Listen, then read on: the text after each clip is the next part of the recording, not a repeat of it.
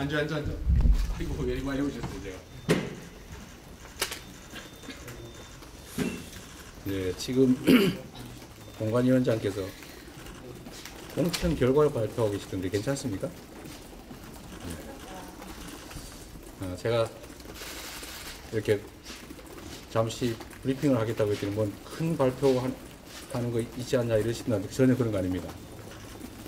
지나다니면서 질문하시는 게 불편할 것 같아서 이런 자리 잠깐 마련했고 원래 가끔씩 정기적으로 하기로 했기 때문에 오늘 잠깐 시간을 내도록 하겠습니다. 네, 질문 받겠습니다. 네, 할텐. 당 원로분들이 네. 입장을 내서 여론조사 과정에서 잘못된 걸 바로잡고 국민께 사과해야 한다고 요구했는데 네. 그럴 의향 있으신지 여쭙고 싶습니다. 당의 원로분들께서 이런저런 의견을 주셨는데 당에 대한 애정의 발로인 것이고 또 당이 잘 되기를 이번 총선에서 승리하기를 바라는 마음에서 하신 충언이라고 생각합니다.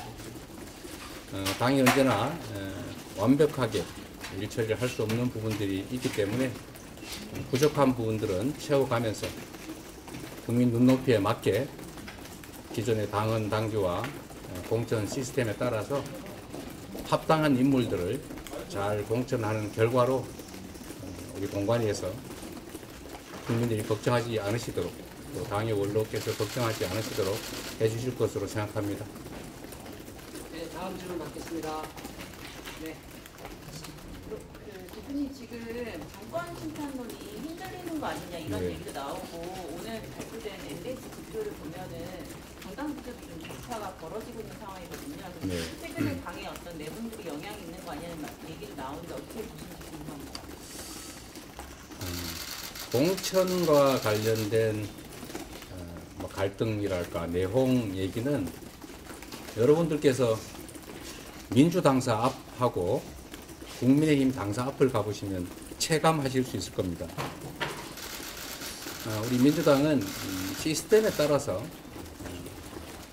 합리적 기준으로 경쟁력 있는 후보를 골라내고 있는 중입니다. 언제나 경쟁 과정에서는 본인의 생각과 타인의 평가가 일치하지 않기 때문에 불평이 또 생길 수밖에 없고 그 점은 당연한 일이라고 생각합니다. 결국 이 과정을 거쳐갈 수밖에 없는 것이고 결국은 국민들께서 원하시는 바대로 유능하고 또 청렴하고 국민의 뜻을 존중하는 훌륭한 후보들을 공천하느냐가 중요하다고 생각합니다. 내부에서 의견들이 다양하게 갈리고 또 똑같은 상황에서 여러분도 학교를 다녀서 이제 평가를 받아보신 기억이 있을 겁니다. 반원들 사이에는 누군가 1등을 하고 누군가는 꼴등할 수밖에 없습니다. 그리고 우리 국민들께서는 변화를 바라시는데 또 한 번 선출된 분들은 또 스스로를 지켜가고 싶어 하시죠.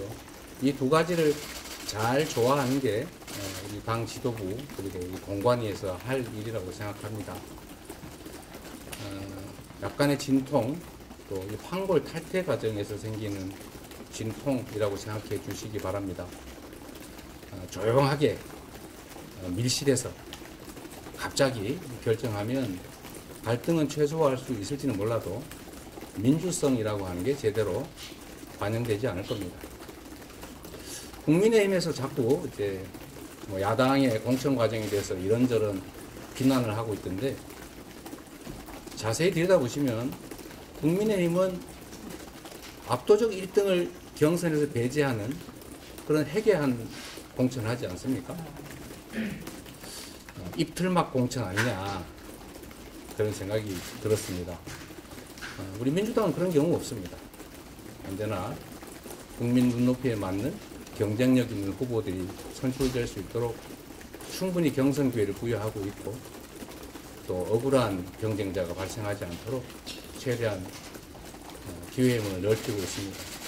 그것 역시도 주관적인 판단이 아니라 이미 1년 전에 확정해 놓은 특별 당규에 따라 그야말로 시스템 공천을 충실하게, 공정하게, 투명하게 하고 있다.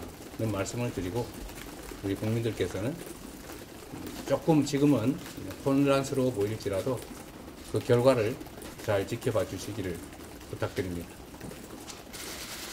대표님, 그런데 그 밀실 공천 안 하겠다고 말씀을 하셨는데요. 현역을 뺀 여론조사가 이제 정체불명 여론조사가 이 문제 진상 파악하고 문제 있다면 책임져야 한다 이런 목소리도 나오고 대표님 그 사퇴 요구도 나오는데요.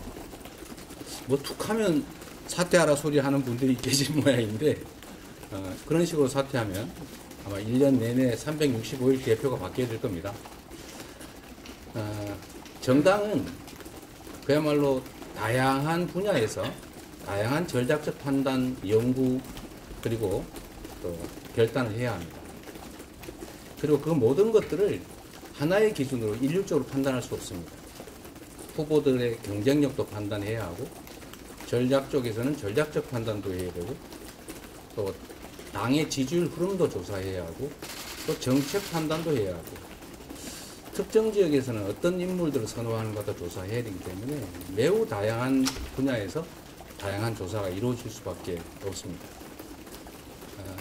필요에 따른 여러 가지 조사들이 있을 텐데 제가 개별적으로 다 파악할 수는 없지만 저는 이게 일상적으로 해오던 정당 내의 조사 업무인데 그걸 과도하게 예민하게 생각하시지 않아 주셨으면 좋겠다는 말씀 드리고 싶습니다. 필요한 조사는 충분히 하고 있습니다. 네, 마치겠습니다. 뭐 괜찮습니다. 그리고 말씀드리는 김에 우리 언론인 여러분께도 좀 부탁 하나 좀 드리도록 하겠습니다. 여기 계신 분들은 뭐 전혀 그러지 않을 거라고 생각하는데 10수년 전에 어떤 업체가 성남시 여론조사를 한번 했다. 그거하고 지금 이 민주당의 정량평가를 위한 조사하고 무슨 관계가 있습니까? 여러분 어떤 슈퍼마켓에서 새우깡 샀는데 그 집에 어떤 사람이 칼을 사서 강도질을 했으면 강도질한 집에서 새우깡 사 먹었다고 쓰실 겁니까? 그러시면 안 된다는 말씀 드리고 공정하게 있는 대로 보도해 주시면 고맙겠다는 말씀 드립니다. 그리고 어디는 정말 시끄러운데 그는 모른 척하고 어디는 그런 실제 민주당사 앞에 가면 어디 예전 어느 때보다 혼란이나 이런 게 거의 없습니다. 그런 점들도 좀 살펴주시기를 부탁드립니다. 네, 마지막 질문 받겠습니다. 괜찮지만 질문 드리면 그 월요일부터 시작해서 하위 20%에 분발하신 네. 분들이 내용 공개해달라고 평가 네. 내용 공개해달라 하시는데요. 그거는 이미 작년에 선출직 평가위원회가 구성이 돼서 이미 평가 활동을 마치고 다 해산한 상태입니다. 그 결과물이 공관위원장에게 넘어가 있을 텐데 그 세부 점수를 공개를 하는 것이 그게 타당한지 그거는 공관위에서 자율적으로 잘 판단할 걸로 생각합니다. 그런데 여러분도 한번 그 점을 생각해 봐 주시면 좋을 것 같아요. 대부분이 정량평가로 되어 있습니다.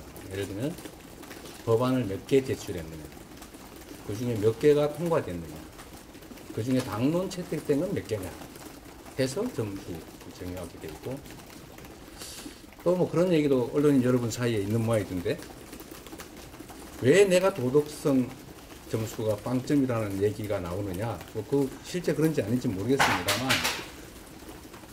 제가 어떤 위원들한테 들었다고 하는 얘기를 기준을 가지고 한번 들어보니까 이런 게 있을 수 있다고 합니다. 소위 5대 비리가 해당이 되면 도덕성 점수가 50점인가 뭐 그런데 0점을 하게 돼 있다고 해요. 채용 비리가 예를 들면 문제가 됐는데 소명을 하지 못하면 0점인 거죠.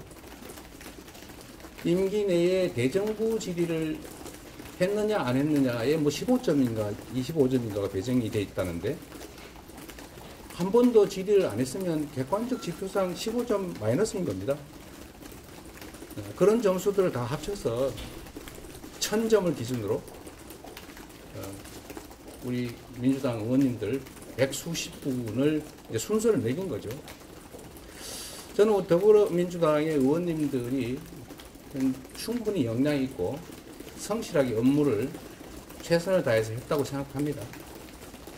그러나 평가위원들 입장에서는 불가피하게 점수를 매겨야 하고 그리고 등수를 가려줘야 합니다.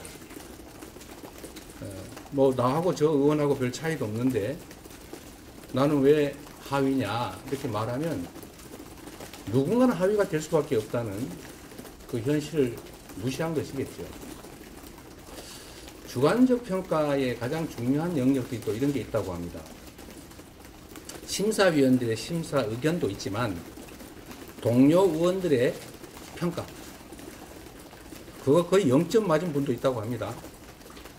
여러분 아마 짐작하실 수 있을 분이시기도 한 것 같아요.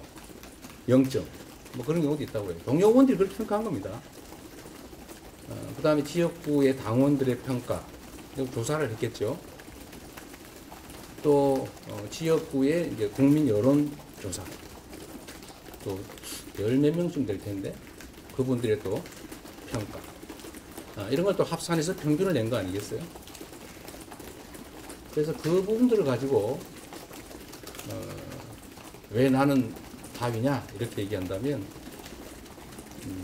뭐 본인으로서야 그렇게 할 수 있지만 평가한 주체나 이걸 관리해야 될 주체 입장에서는 참 난감한 주장일 겁니다. 마치 선생님이 점수를 매겼는데 선생님 왜 저는 몇 점입니까? 그게 산수 점수 같으면 깔끔하지요. 그러나 국어 점수나 도덕 점수나 이런 건 참 어렵지 않습니까? 그런 점들을 좀 이해해 주시기를 부탁드립니다. 네, 네, 고맙습니다. 김민철 의원님을 만나서 어떤 얘기 하셨나요? 아까 오다가 보셨군요. 네, 의원님들이 요새 저한테 전화 많이 하십니다. 뭐 대표가 무슨 직접적 권한을 가진 건 아니고 물론 최종적으로 최고위로 넘어오거나 또 그저 사전에 뭐 저한테 일반적 당무에 대해서 보고도 있긴 합니다만 어쨌든 의원님들께서는 저한테 이것저것 의논을 많이 해요.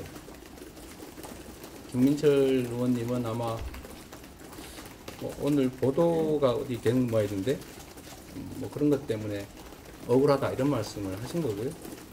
뭐 근데 이것도 역시 본인은 억울하실 것 같고 평가하는 그쪽은 또 다른 의견일 수도 있기 때문에 제가 거기에 대해서 뭐라고 말할 수가 없겠죠. 요즘은 전화를 해달라고 해서 전화했던 것조차도 문제가 되기 때문에 웬만하면 전화를 받지 않고 있습니다. 고맙습니다. 감사합니다. 네.